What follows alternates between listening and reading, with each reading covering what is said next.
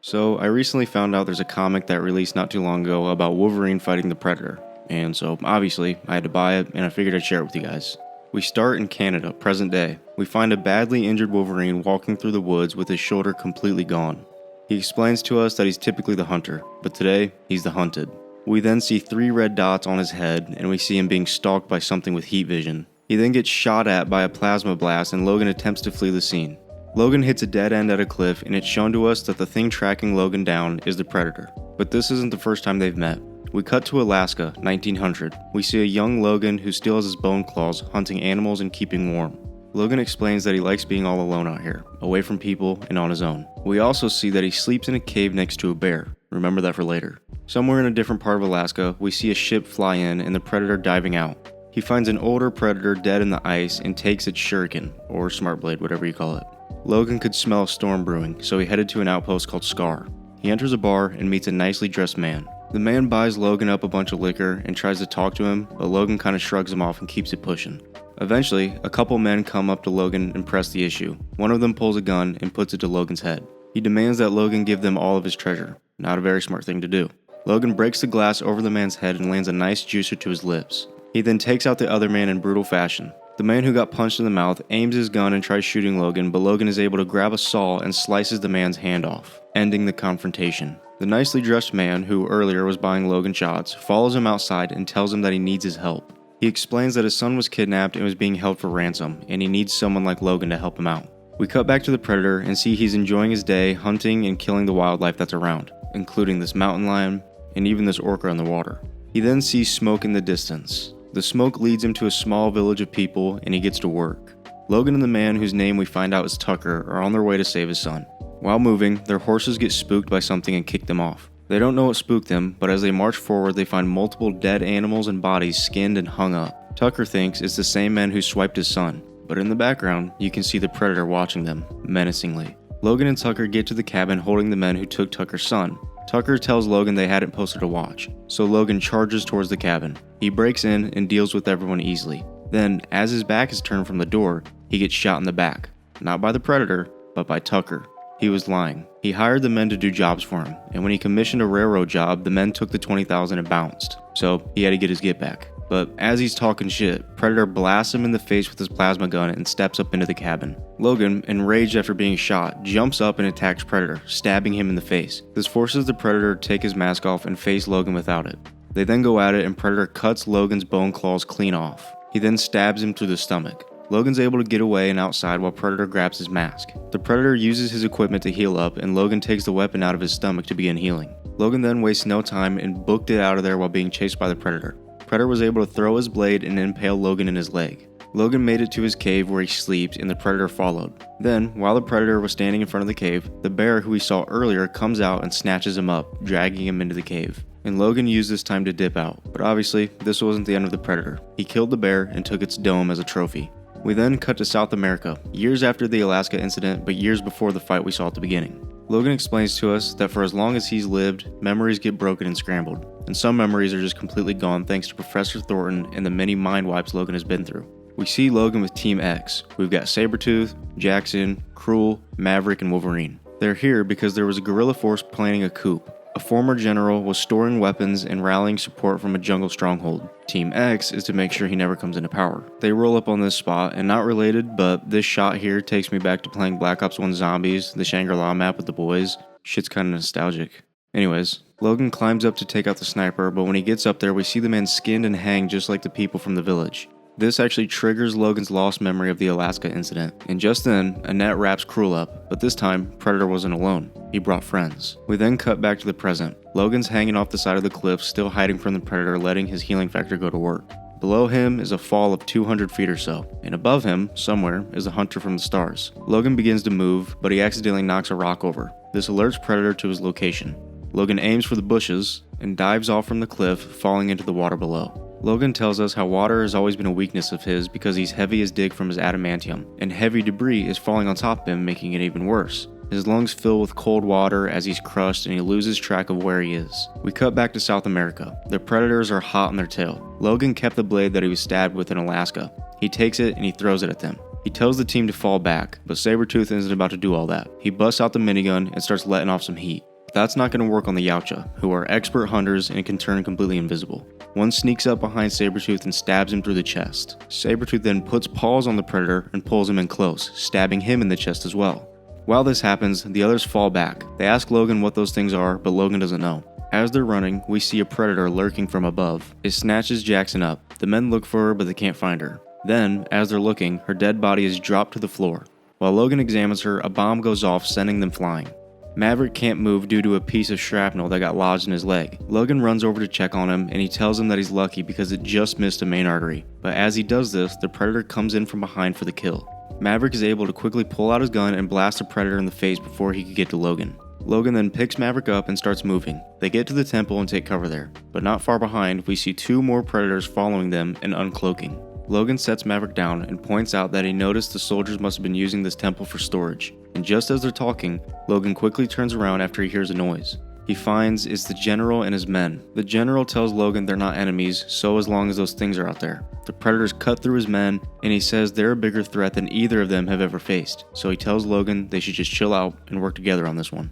And Logan agrees. The men outside that are holding down the fort are quickly attacked and dealt with by the Predators. They blast through the entrance and they break in. But Logan and Maverick had rigged the place to blow before getting out through a side entrance, and boom, they blew the whole place up. The Professor then comes through and lands the bird that picked him up, and oh yeah, Sabretooth finally made his way back. But as they fly off, we see one of the Predators survived and was getting out of the rubble. We then cut to Canada years after this. One of the guards at the entrance of the facility goes down, and the Predator sneaks up on the other and takes him out. The Predator then breaks into the facility and packs up everyone there. He then blasts into the spot where Logan is being kept. He catches Logan at a bit of a bad time. He's got cheeks out and being worked on while sleeping. We then cut to the present where Logan is in a similar spot, maybe slightly worse. He's still caught under the rock while underwater with the Predator hot on his buns. Logan decides to cut himself to make it harder for the Predator to see him. The Predator then jumps at the rock for the kill, but he can't find Logan. Logan was actually able to slip out before the Predator could get to him, using the blood to cover up his movements. We cut back to the Weapon X facility in the past. The Predator is looking at the screen and finds out that Logan's sauced up on adamantium, but he wants to get a closer look for himself. He cuts Logan open and finds the adamantium, and he's just drooling over it because this would be the best trophy he's ever hunted. But unfortunately for him, this wakes Logan up. Logan pops his claws, turns to the Predator, and stabs him in the chest. But the Predator is able to grab his thing of acid and fill Logan's mouth up with it, which causes his face to completely melt away. The Yautja then picks Logan up and brings him to his ship. He lays him down next to his trophies, probably excited to stack on another one, his best one. He heads to his cockpit, and as he's about to take off, a massive explosion hits the ship. Logan is a big asset, and the government isn't just going to let some alien take him away. So multiple fighter jets are sent to keep the ship grounded while a ground team comes to retrieve Logan. But the ship is able to take off anyway, and he actually destroys one of the F-16s in the process. Controls like, is the ship heading east, northeast, west, is it a Russian or Chinese operation? And the pilot of one of the F-16s is like, dude, the ship's headed up to the moon. On the ship, Logan is starting to heal up and he actually regained his consciousness. And he's pissed. He's ready to just cut through some shit, just go crazy.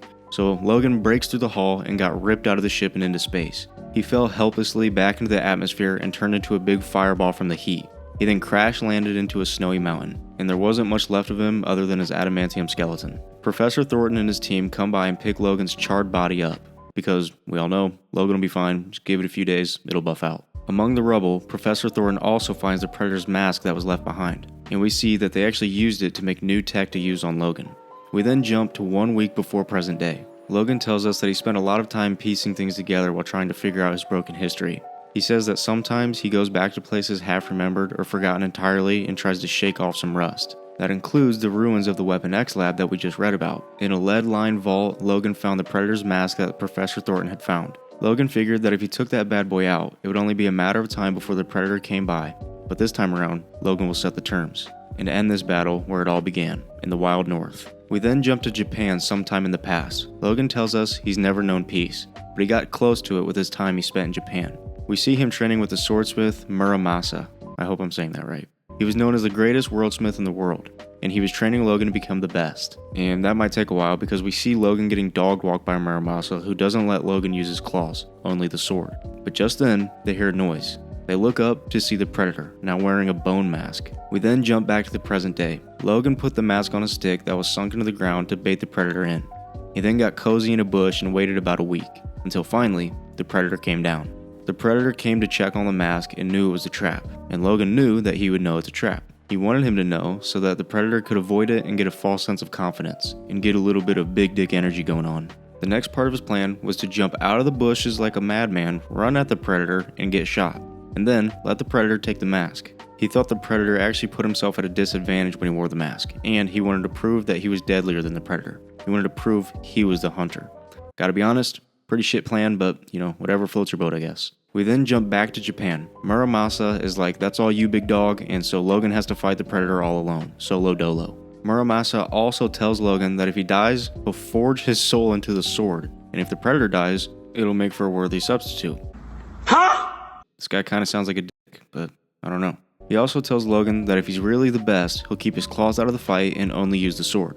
The two go at it, and Logan tells us that the sight of the bear skull that the Predator was wearing jogged his memory. He remembers the hibernating grizzly back in Alaska when they first met. He remembers luring the Yautja into the cave. Logan's sword gets shot out of his hand, and he turns to Muramasa and is like, yo, fuck this, and busts his claws out. But the Predator cloaks up and dips out. Not because he was scared of Logan, but because a gang of samurais known as the Hand pulled up to the party. We then jump to Westchester, New York, sometime after the Japan incident. Logan rolls up to the mansion and meets with Charles Xavier. He tells Logan that he was missed at the dinner with the students, especially by Kitty and Kurt. But Logan tells Charles that they're better off with him out here. Just as he's saying this, Logan spots 3 red dots on Charles' face. Logan dives on top of him to shield him from the blast. Then, 4 missiles come in and hit the mansion. Colossus comes out and asks Logan what's happening. Logan tells them that they're under attack and he needs to get the professor somewhere safe. While Colossus does that, Logan's gonna go check on the students upstairs. He gets up there and tells everyone to head downstairs where it's safe. As he's searching for any more students up there, he finds Kitty under some rubble. As he's checking on her and helping her out, a wire shoots out and wraps Logan up, electrifying him. The Predator then comes in to grab Logan, but gets met by Nightcrawler, who grabs Logan and teleports him away before the Predator can do anything. Logan's kinda heated and doesn't want anybody to get hurt, so he tells everyone to stay out of this and keep away from him. As Logan's leaving, Nightcrawler tells Logan that he doesn't have to do this alone, but Logan kinda shrugs him off and just keeps it pushing. On his way out though, he hears Rogue yell for him. He rolls up to Rogue and finds her being held by the Predator. Logan tells Rogue to do nothing and just don't move, but Rogue says she can take her gloves off and touch the Predator, but Logan tells her no. Logan tells the Predator to not hurt her and he actually surrenders. Logan then gets walked out in cuffs by the Predator, but from behind, Logan jumps out and charges him, but then gets grabbed up pretty quickly because that's not the real Logan. Nightcrawler then teleports in and on the back of the Predator and starts pulling out some tubes, and while the Predator is dealing with that, Kitty Pryde comes through and trips him up. And while the Predator's down, a few other X-Men come through, including Colossus, who I really wanted to see fight the Predator, Beast, and Rogue, but the Predator is somehow able to cloak up and dip out to his ship. You serious? Yeah. You're telling me no one thought it was a good idea to finish him off or just have Colossus grab a hold of him? Whatever, it leads to an epic battle. We jump back one last time to present day. The Predator is hot on Logan's tail. Logan lured him to the river where there was some good mud.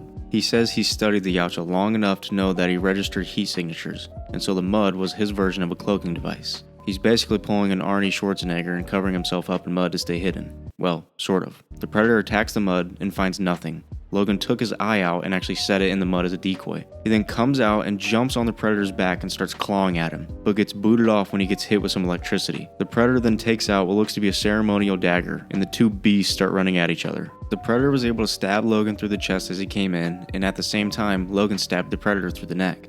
Then, before dying, the Predator activated its bomb on his wrist. He was going to bring that trophy home, even if it meant taking it to the grave. The bomb went off, and both hunters got packed up in a massive explosion. Days passed, but Logan eventually emerged from the debris feeling like a cigar put out on an ashtray. Logan also explains that after this, he felt an emptiness inside him. It took him a while to realize it, but he missed having the Predator out there, constantly hunting him down. It made him feel alive.